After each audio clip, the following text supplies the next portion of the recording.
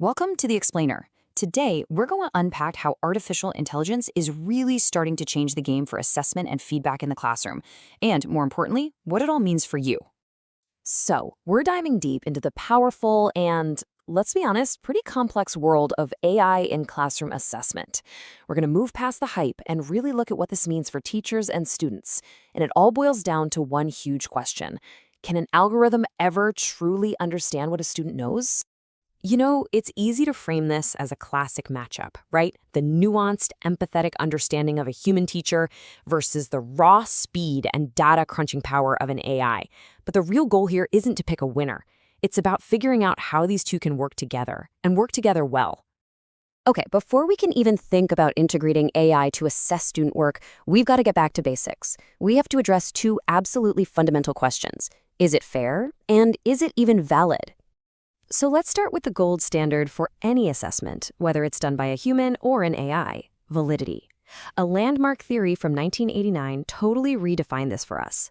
It showed that validity isn't just about getting the right answer.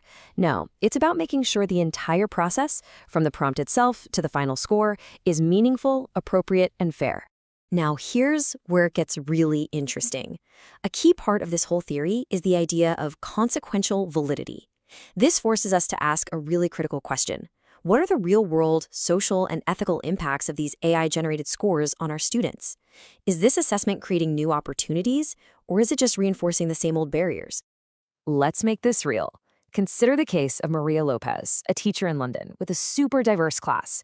Her new AI tool keeps flagging grammatical awkwardness in her students' essays. But here's the thing. It completely misses their brilliant, deep analysis. The AI is technically correct about the grammar, but it's totally wrong about their understanding. And Maria's problem?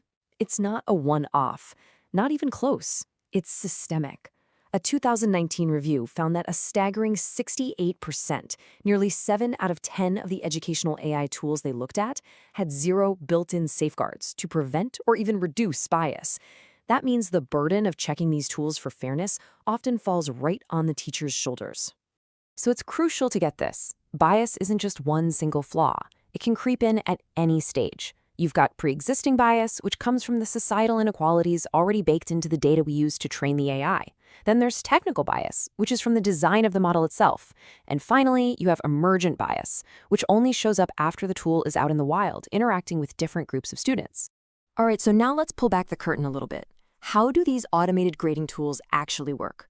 At its core, most AI grading uses something called natural language processing, or NLP. You can think of it like a hyper-fast analyst. First, it takes in the text. Second, it starts extracting features. It breaks the writing down into hundreds of measurable things like sentence length, vocabulary complexity, argument structure, you name it. And finally, it predicts a score by comparing those features to patterns it's learned from thousands of essays that were graded by humans. But, and this is a huge but, for that score to be meaningful in your classroom, the features the AI is measuring absolutely must align with the criteria on your rubric. This is the heart of what's called rubric alignment theory. If the AI is scoring for complex sentences, but your rubric is all about clarity, well, you've got a serious mismatch. And you know, not all grading AIs are created equal. You've got the older rule-based systems that are really transparent. You can see exactly what they're doing, but they're pretty rigid. Then you have the modern machine learning systems. They're way more flexible, but they can be total black boxes, making it almost impossible to understand their reasoning. It's a real trade-off between transparency and adaptability. Think about the case of Lila Wong, a teacher in Singapore. Her students kept getting marked down by a new AI tool. And why? Because the tool was trained almost entirely on essays from the US and the UK. It had no idea how to handle local cultural references or expressions, so it penalized students for being authentic. So all of this actually leads us to a much more exciting future for AI in our classrooms. Because the real promise here isn't just about replacing grading. It's about totally transforming feedback. See, the real power of these tools is their ability to deliver instant, formative feedback. Imagine an AI that acts like a personal tutor, giving adaptive suggestions while a student is actually writing, closing those learning gaps the moment they appear. And the research is crystal clear on what kind of feedback makes the biggest impact. The best AI feedback goes way beyond simple correct or incorrect comments. Real learning happens with process-level feedback, which nudges students on their strategy, and self-regulation feedback, which helps them stop and reflect on their own learning process. The next big leap is multimodal assessment, moving way beyond just text. The future is an AI that can combine all these different data streams, their written work, their oral presentations, even nonverbal cues like gestures, to get a truly holistic view of what a student understands. And we've got the data to prove this works. A 2021 study found that AI models that combined text, audio, and visual analysis were way more accurate at predicting student engagement than any single method on its own.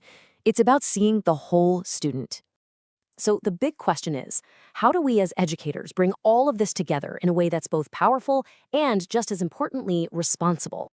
The key, and this is everything, is a deliberate cyclical process where you, the teacher, are always in the driver's seat. It starts by aligning the assessment with your learning goals. Then, the AI tools help collect evidence and generate that real-time feedback. But critically, you, the expert, are the one who analyzes that data and makes the instructional adjustments before you reassess. The AI is a co-pilot, not the pilot. So when you boil it all down, these advanced tools don't replace teachers. They do the exact opposite. They demand more skilled, more critical, and more ethically aware educators to wield them effectively. AI doesn't diminish the art of teaching, it elevates it. The real question is, are we ready to lead this change?